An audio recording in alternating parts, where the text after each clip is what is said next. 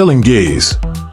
One morning, Flora invited her father, Heiss, over for breakfast with her and Rondu. Heiss arrived at Flora's house with a cheerful and happy demeanor. As breakfast began, Rondu fixed his gaze on Heiss, his eyes burning with deep-seated hatred, though he said nothing. Flora was engrossed in conversation with her father and didn't notice Rondu's intense stare, but Heiss, being a keen and experienced observer, immediately picked up on the signal in Rondu's eyes. Heiss excused himself abruptly. "Goodbye, you two. I just remembered I have an urgent matter to attend to. I must go now." Flora, surprised, asked, "But, father, you haven't finished your breakfast yet?" Heiss only smiled and walked out of Flora's house. It seemed Heiss had understood that Rondu had fully regained his memory and was aware of his schemes. Throughout the breakfast, Rondu's eyes never wavered from Heiss. His gaze was a mix of anger, betrayal, and a fierce determination to confront the man who had manipulated his life. His eyes, dark and unblinking, bore into Heiss with a silent accusation. Heiss, though outwardly calm and composed, felt a chill run down his spine. He could read the emotions in Rondu's eyes as clearly as if they had been spoken out loud. There was no need for words, the message was unmistakable. Rondu knew everything. As Flora chatted happily with her father, oblivious to the silent confrontation happening right beside her, Heiss' mind raced. He had always been one step ahead, but now he felt the precariousness of his position. Rondu's stare was not just an expression of anger, but a declaration of awareness and impending reckoning. Heiss tried to maintain his cheerful facade, but he could feel the weight of Rondu's gaze pressing on him. It was a gaze that promised justice, that signaled an end to Heiss' manipulation and deceit. Heiss understood that he had to leave before the tension broke into open conflict. Heiss forced a smile and walked out of Flora's house. Each step he took away from the breakfast table felt like an escape from the truth that Rondu's eyes had conveyed. Heiss knew that the time of reckoning was near. Rondu had pieced together the fragments of his past, and with that knowledge came the power to dismantle Heiss' carefully constructed facade. Once outside, Heiss allowed his composed expression to falter. He took a deep breath, contemplating his next move. He had always prided himself on his ability to control and manipulate those around him, but Rondu's silent declaration had shaken him. Heiss knew he had to act swiftly and decisively if he were to maintain his grip on power. Inside the house, Flora remained blissfully unaware of the silent battle that had just taken place. Rondu, however, was more determined than ever. The hatred in his eyes had not gone unnoticed, and he knew that Heiss would now be even more dangerous. Rondu had to be careful, but he also had to be resolute. The truth was out, and there was no turning back. As Heiss walked away from the house, he thought about the future. His carefully laid plans had been exposed, but he was not one to give up easily. He would need to rethink his strategy and find a way to neutralize Rondu before the young man could fully act on his newfound knowledge. For Rondu, the moment was a turning point.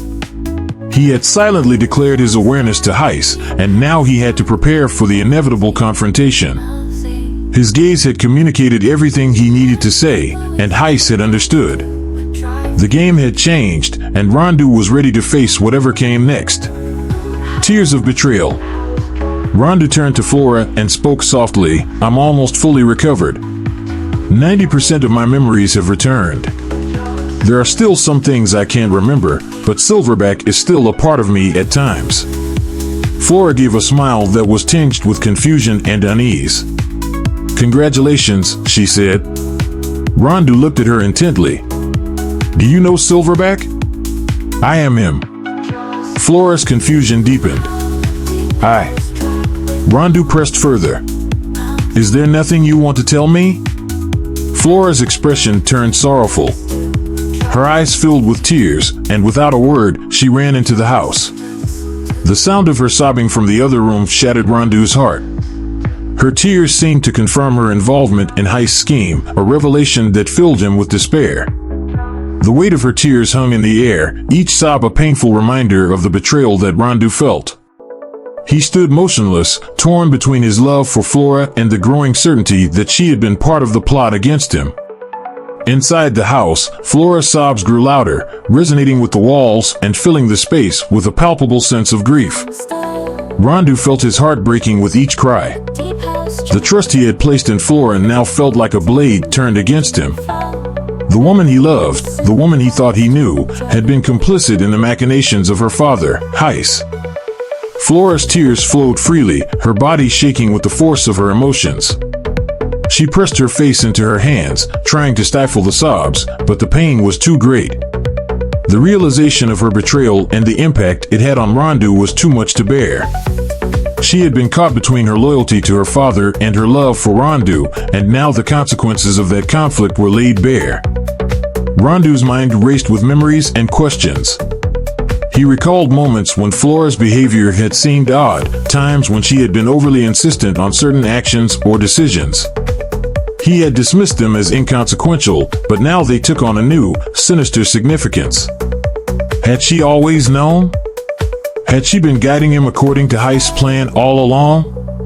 Flora's weeping continued, each tear a testament to her inner turmoil. She had hoped that Rondu would never uncover the truth, that he would never piece together the fragments of his past and her involvement in his manipulation. But now that the truth was out, she felt exposed and vulnerable, unable to hide behind the facade any longer. Rondu, standing alone in the living room, felt a cold emptiness settle over him. The woman he had shared his life with, the woman he had trusted implicitly, was part of a plot to control him. His love for her clashed violently with the betrayal he now felt, leaving him adrift in a sea of conflicting emotions. He wanted to confront her, to demand answers, but he also feared the confirmation of his worst suspicions. The sound of Flora's crying, raw and unrestrained, echoed through the house, each sob piercing his heart like a dagger. He felt a profound sense of loss, not just of his memories, but of the trust and love he had once cherished. Flora's tears were a silent confession, a wordless admission of guilt and regret. She knew that her actions had irrevocably damaged their relationship, and the weight of that knowledge crushed her. She had been a pawn in her father's game, but now the consequences of that role were painfully clear. Rondu took a deep breath, trying to steady himself. He knew that the path ahead would be difficult, filled with hard decisions and painful truths. Flora's betrayal was a wound that would not heal easily, but he needed to confront it, to understand the full extent of what had happened. The morning light filtered through the windows, casting long shadows across the room. Rondu felt those shadows stretching into his soul, mirroring the darkness he felt within. He closed his eyes, trying to shut out the sound of Flora's crying, but it was impossible. Her tears were a haunting reminder of the love and trust that had been shattered. As he stood there, he realized that the journey to uncover the truth was far from over. Flora's involvement in Heiss' scheme was just one piece of a much larger puzzle, a puzzle that he needed to solve if he was ever to find peace. But at that moment, all he could do was listen to the sound of Flora's tears and feel the overwhelming weight of their shared sorrow. Rediscovering the flower storm fist. Rondu looked out the window, feeling a deep sadness. The voice in his head spoke up again, "We have more important matters to discuss." Rondu replied despondently, "What is it?" The voice continued, "You cannot defeat Heiss or Sunni or Eagle as you are now." Rondu remained silent but internally acknowledged the truth of this statement. The voice pressed on, "You need to be well equipped to face Heiss or Sunni or Eagle." Rondu grimaced, "Just pick one name, and I understand." The voice persisted, "Do you remember what your master told you before he passed away?" Rondu suddenly recalled his master's final words, "Remember what I have taught you. The flower storm fist has incredible potential. You must perfect it, unlike me."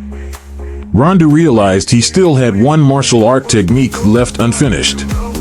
Beyond the four supreme skills of Fire Dragon Fist, Ice Storm Sword, Shadow Cloud Kick, and Silver Moonlight, there was the Flower Storm Fist that his master had mentioned, though he couldn't clearly remember its techniques.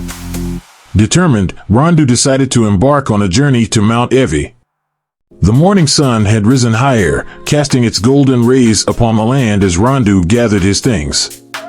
The weight of recent events and the sadness from his confrontations with Flora and the revelations about Heiss pressed heavily on his shoulders. Yet, the realization of an untapped potential within him, something his master believed in, sparked a glimmer of hope and resolve. With each step toward the mountain, Rondu's thoughts raced.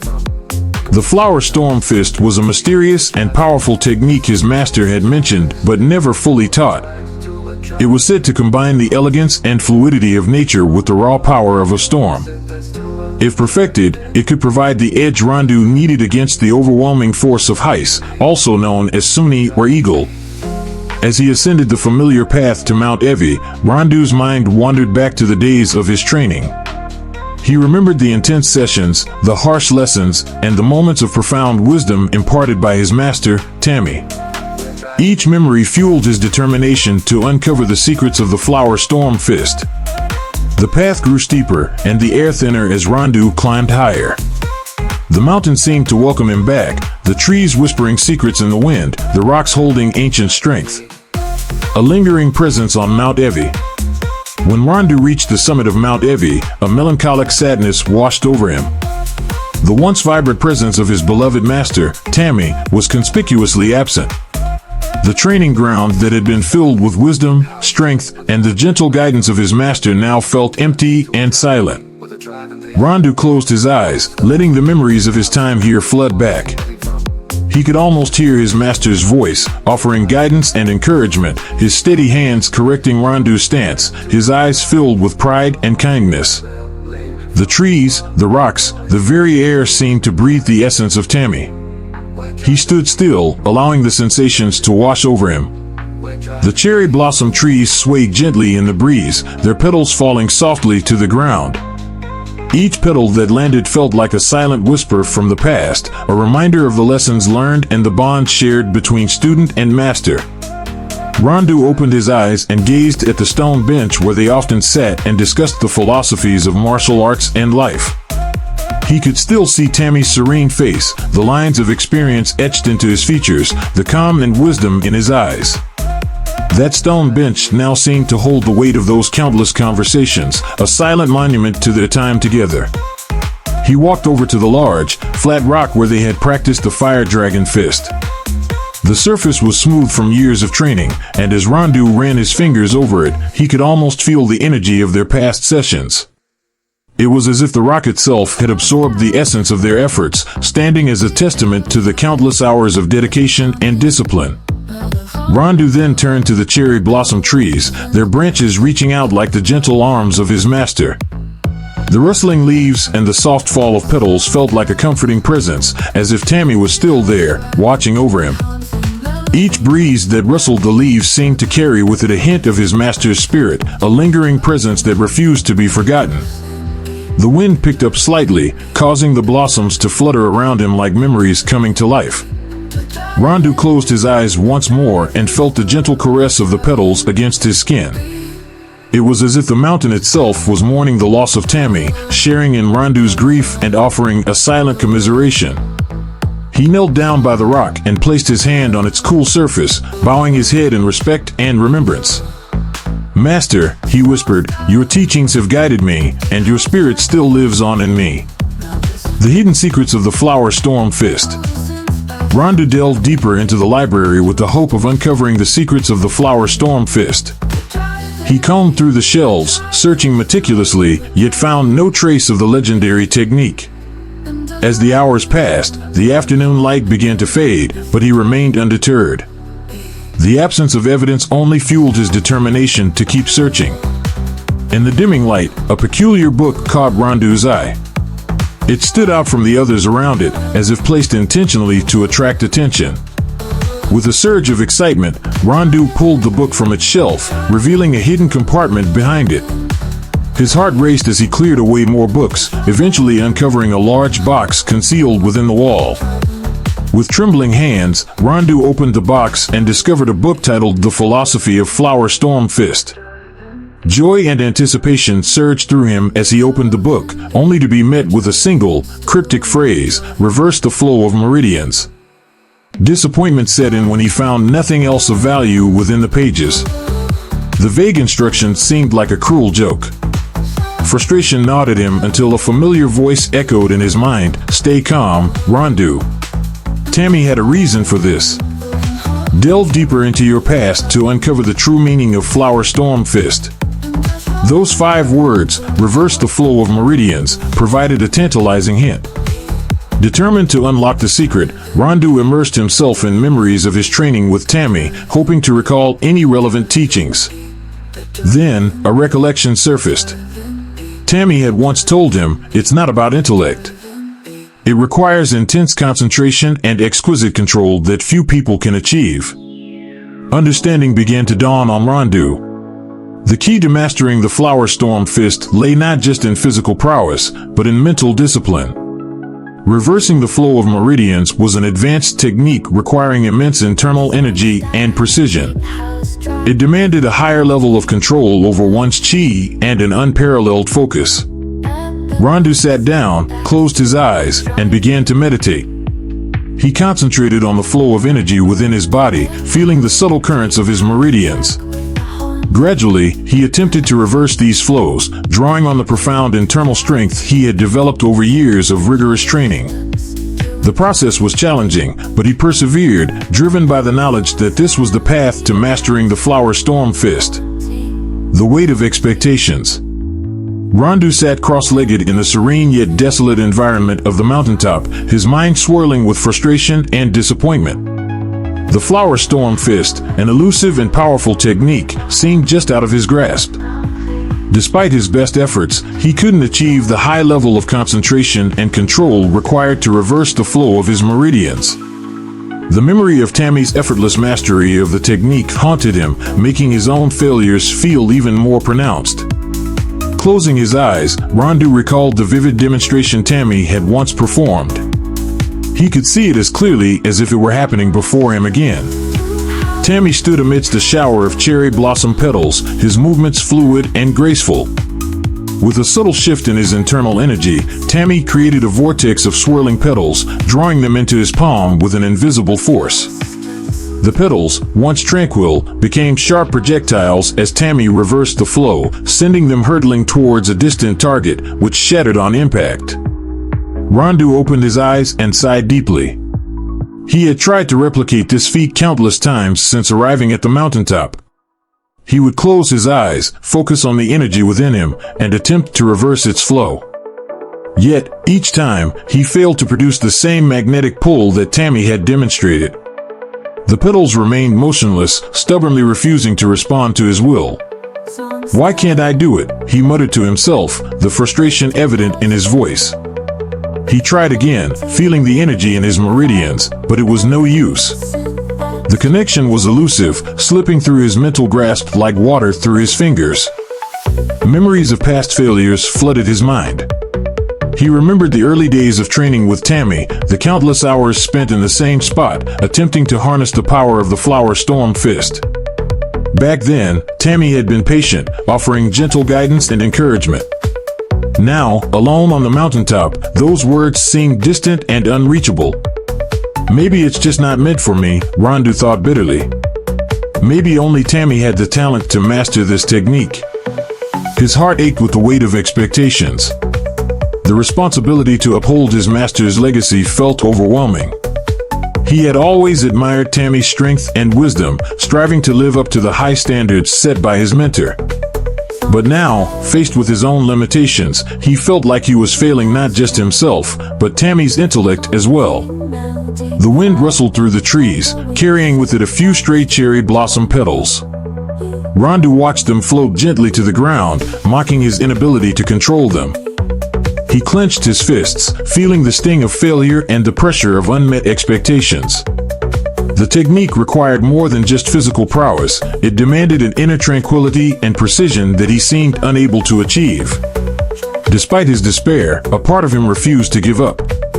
He couldn't shake the feeling that the key to mastering the Flower Storm Fist was within his reach, just obscured by his current state of mind. The voice in his head, the remnants of Silverback's persona, urged him to keep trying, to dig deeper into his memories and training. Rondu took a deep breath and closed his eyes once more, trying to center himself. He needed to remember Tammy's teachings, not just the physical movements, but the philosophy behind them. Tammy had always emphasized the importance of inner balance, the harmony between mind and body. Perhaps that was the missing piece. But as he sat there, the tranquility he sought eluded him. His mind was too turbulent, filled with the chaos of recent events and the weight of his discoveries.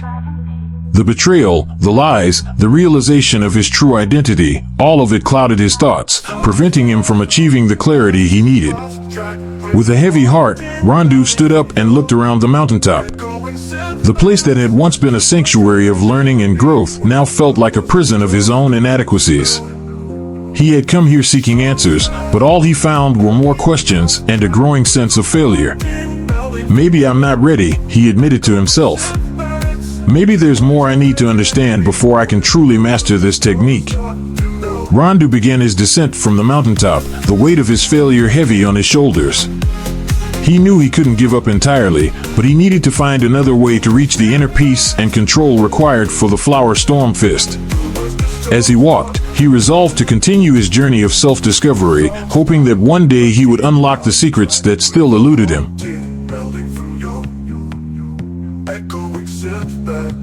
You were driving me with the rooster stores done.